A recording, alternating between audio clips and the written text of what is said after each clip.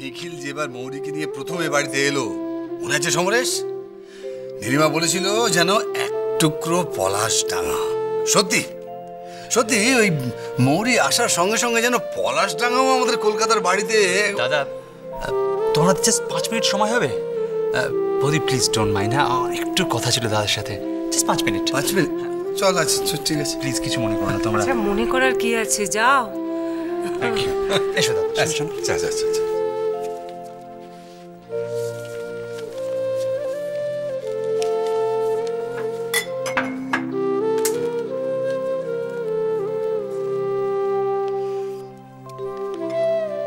একটু বসো না, এই সব ছায়া গুছিয়ে নিয়ে যাবে। অপর্ণা, পলাশ ডাঙা খুব এনজয় করেছো মনে হচ্ছে। আসলে দিদি, পলাশডাঙ্গা যাওয়ার স্বাদ আমার অনেক দিনের, জানো তো। এত কথা শুনেছি ওর কাছে। তুমি জানো স্বর্ণ আমাকে কি সুন্দর একটা শাড়ি দিয়েছে, তোমায় দেখাবো পরে। আর এই যে দেখো, এটা বাবা দিয়ে আমাকে আশীর্বাদ করেছেন।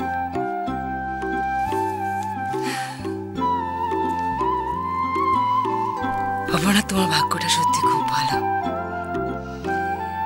উনি তোমাকে প্রথমেই মেনে নিয়েছেন। আমাকে আর সর্বাণীকে তো মেনে নিতেই পারেননি। দিদি আসলে দেখো, হয়তো বয়স বাড়ার সঙ্গে সঙ্গে মানুষটা অনেক নরম হয়ে গেছেন। হ্যাঁ, এখন তো দিব্যি স্বর্ণ আর প্রবালকেও কিরম মেনে নিয়েছেন। ওরা কি সুন্দর সংসার করছে ওখানে। সত্যি এই বয়সে যদি বাবাকে একলা কাটাতে হতো তাহলে কিন্তু এরা দুই ভাই নিশ্চিন্ত হতো না। স্বর্ণ প্রবালকে নিয়ে ওই বাড়িতেই সংসার করছে।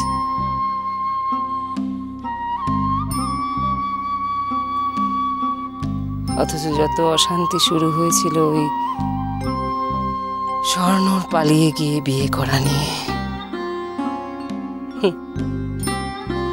আর এখন ওরা ওই বাড়িতেই আছে।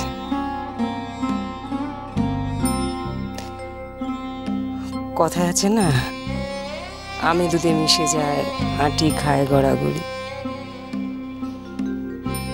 অপর্ণা, তুমি জানো তো প্রবাল কমলেশের বন্ধু ছিল। আমাদের শ্বশুরমশাইয়ের ধারণা ছিল কমলেশ। জানি, সমরেশ আমাকে বলেছে সব।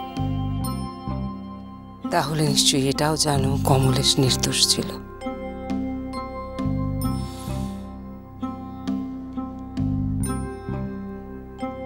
পলাশডাঙ্গা আমাকে কোনো সুখ দেয়নি অপর্ণা,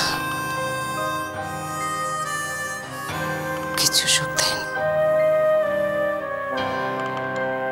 আমাদের বিবাহিত জীবনে পলাশডাঙ্গা কাঁটার মতো বিঁধে থেকেছে।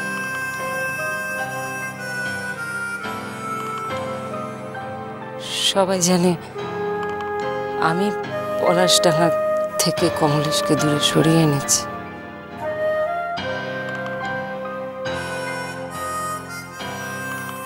বরং উল্টোটা, এত বছর হয়ে গেছে আজও পলাশডাঙ্গা আমার আর কমলেশের জীবনে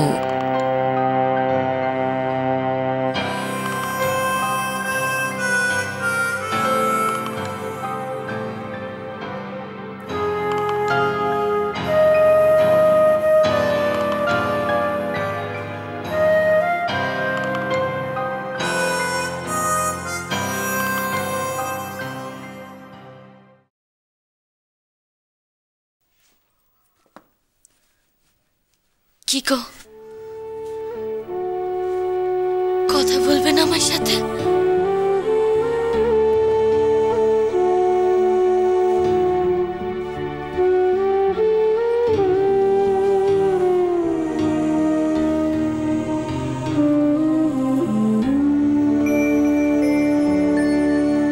তোমার কি ধারণা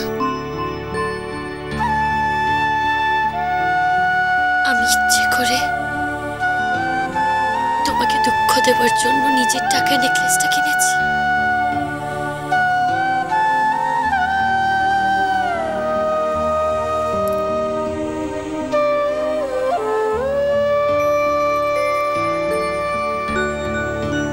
মানছি আমার অন্যায় হয়েছে, ভুল করেছি আমি, কিন্তু বিশ্বাস করো আমি শুধু তোমার মুখে হাসি দেখতে চেয়েছিলাম।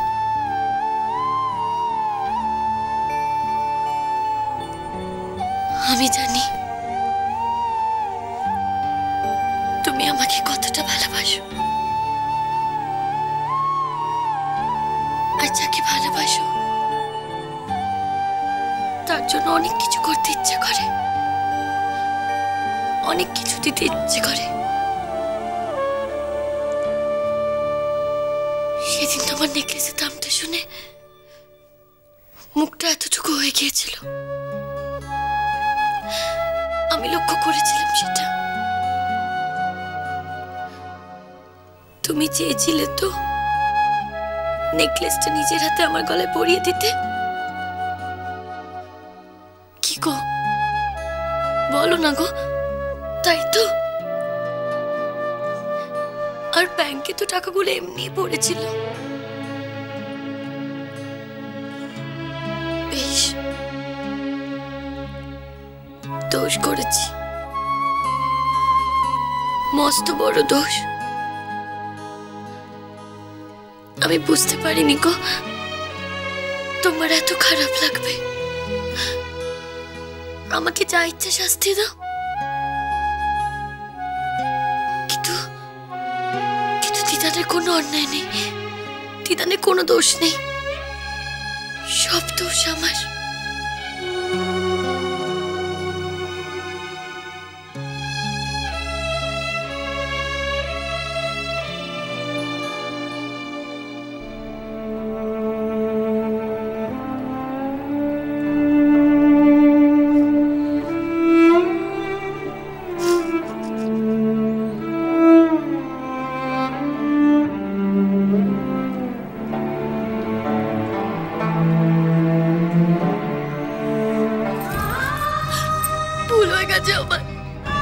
ভুল হয়ে গেছে, ক্ষমা করে দাও, দোয়াই তোমার, আর কখনোই ভুল হবে না।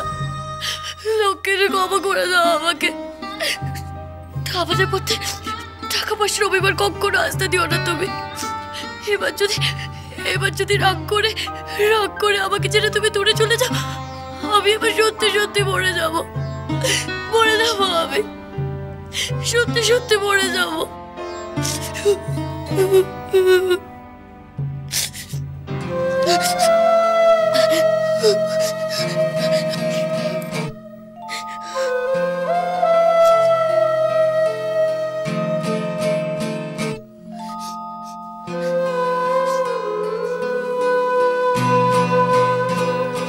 কি বললে?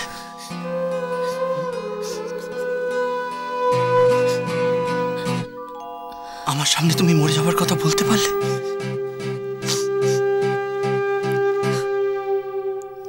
তোমাকে ছাড়া আমি বাঁচতে পারবো? কি করে বাঁচবো? কি করে বাঁচবো?